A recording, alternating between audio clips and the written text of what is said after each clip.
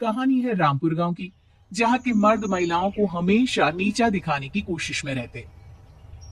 अरे अभी तक खाना नहीं आया। क्या मुझे एक और शादी करने की जरूरत है? नहीं जी नहीं, ऐसा मत करना, वरना मैं कहाँ जाऊंगी। खाना लेकर मैं अभी आई जी। गांव की पंचायत में भी फैसले हमेशा औरतों के खिलाफ ही रहते। मैं जो फैसला सुनाता हूँ वो भगवान की आज्ञा होती है। इस लड़के ने अपने मन से शादी करके अच्छा नहीं किया। लड़के को घर भेज दो और इसकी शादी इसकी जाति की किसी लड़के से करवा दो। लेकिन ये लड़के, इसे तो गांव के बाहर निकाल दो।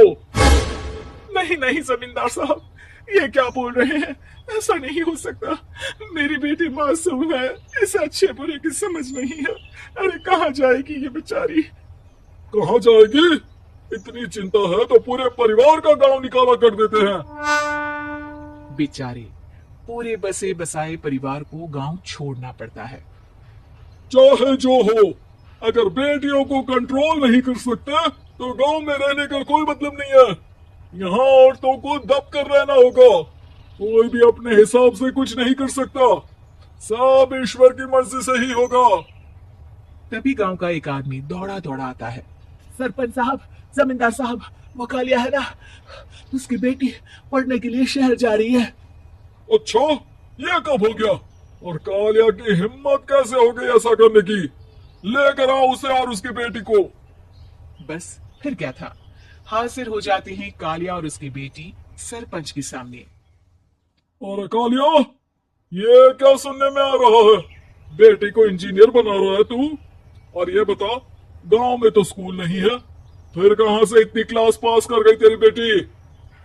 राधा, जो कि कालिया की बेटी है, उसे लगता है कि सरपंच उसकी तारीफ कर रहे हैं। सरपंच जी, मैंने ऑनलाइन पढ़ाई की है, डिस्टेंस लर्निंग से। सभी में मैंने अच्छे नंबर पाए हैं, जिसे देखते हुए शहर की इंजीनियरिंग कॉलेज में मुझे स्कॉलरशिप मिली है। वाह जी वाह, क्या होती है ये?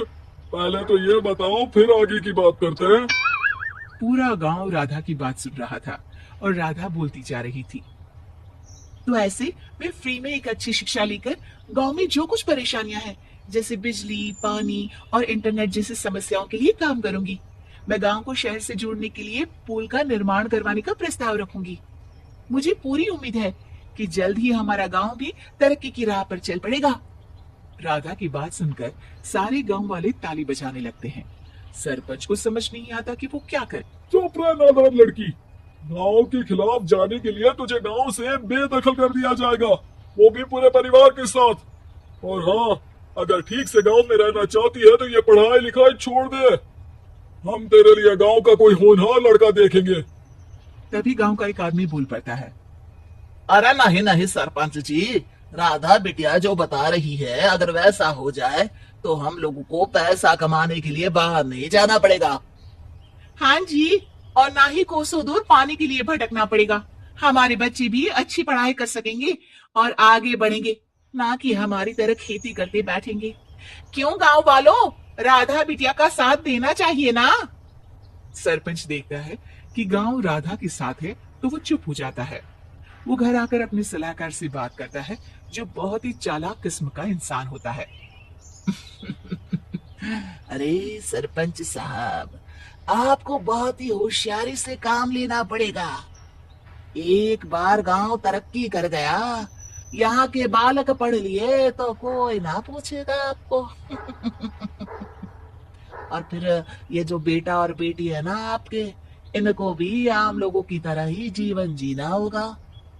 हाँ, लेकिन करे तो क्या करे? वो ना आप मुझ पर छोड़ दीजिए, बस मैं जैसा बोलूं करते जाइए। अगले रोज सुबह जब गांव वाले सोकर उठते हैं, तो राधा के घर के बाहर और साथ ही वो लोग जिन्होंने राधा का सपोर्ट किया था, उनके घर के आगे लाल रंग से कल आऊंगी लिखा होता है। कल आऊंगी? ये क्या होता है? अरे यह तो खून से लिखा है, लगता है कोई भूत प्रेत या चुड़ैल का साया है। चलो सरपंच जी के पास चलते हैं। सभी सरपंच के पास जाकर उसे सारी बात बताते हैं। ओह, ये तो बड़ी मुश्किल की बात है। चलो, मैं एक बाबा को जानता हूँ, उन्हें बुला लेता हूँ। सरपंच बाबा को लेकर गांव के घर के बाहर जाता है।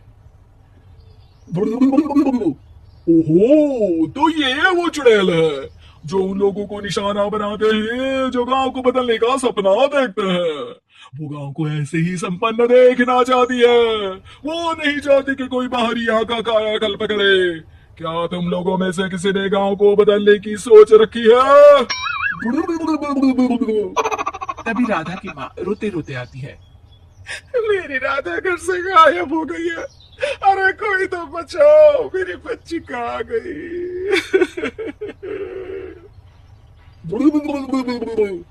ले गई वो चुड़ैल, तेरी बच्ची को ले गई। अब वो उसे श्रापित करके छोड़ेगी। उस पर चुड़ैल का साया हो जाएगा। तभी बुरी सी हालत में राधा भी वहां आ जाती है। उसके बाल चुड़ैल की तरफ फैले होते हैं और कपड़ों में खून लगा होता है। सभी राधा को देखकर डर जाते हैं। माँ, पता नहीं मुझे कौन उठा कर ले गया था। अरे दूर हो जा चुड़ैल, अब हम लोग इस गांव में नहीं रुकेंगे। अरे कैसी बातें कर रहे हैं आप? कल तो आप मेरे भरोसे गांव का हुलिया बदलने, अपने बच्चों को पढ़ाने और तरक्की उन्नति की बात कर रहे थे, तो आज क्या हो गया आपको? ये फिर तुम लोगों को बहकाएगी। ये चुड़ैल गांव में आ चुकी है। ऐसे ही ये तुम्हारे घर के बच्चों को भी ले जाएगी। गांव वाले राधा को गांव से बाहर निकाल देते हैं। उसके माँ बाप रोते रहते हैं, लेकिन गांव वाले नहीं मानते। मैं भी अपनी बहन के साथ गांव के बाहर रहूंगा, लेकिन वो पढ़ाई नहीं छोड़ेगी। वहीं सरपंच के घर पर सलाहकार कहता है, देखा, सांप भी मर गया और लाठी भी नहीं टूटी। लेकिन अगले ही दिन सरपंच के घर के बाहर भी वही शब्द लिखे होते हैं। और फिर सरपंच की बीवी कहती है, हमारी बेटी को किसी ने अगवा कर लिया है। तभी राधा का भाई वहां आ जाता है। अरे गांव वालों, मैंने सरपंच जी की बेटी को देखा था। वो चुड़ैल उसे उठाकर ले जा रही थी। अरे क्या मजाक कर रहे हो? नहीं नहीं सरपंच जी, आप नहीं जानते। वो चुड़ैल अब आपकी बेटी में आ जाएगी, जैसे राधा के अंदर आ गई थी। तभी सरपंच की बेटी वैसी ही हालत में वहां आती है जैसे राधा आई थी। पापा, पता नहीं कैसे मैं गायब हो गई थी। चुड़ैल, इसके अंदर भी चुड़ैल का साया है, मारो इसे। अरे नहीं नहीं, इसे भी राधा के पास गांव के बाहर ही भेज दो।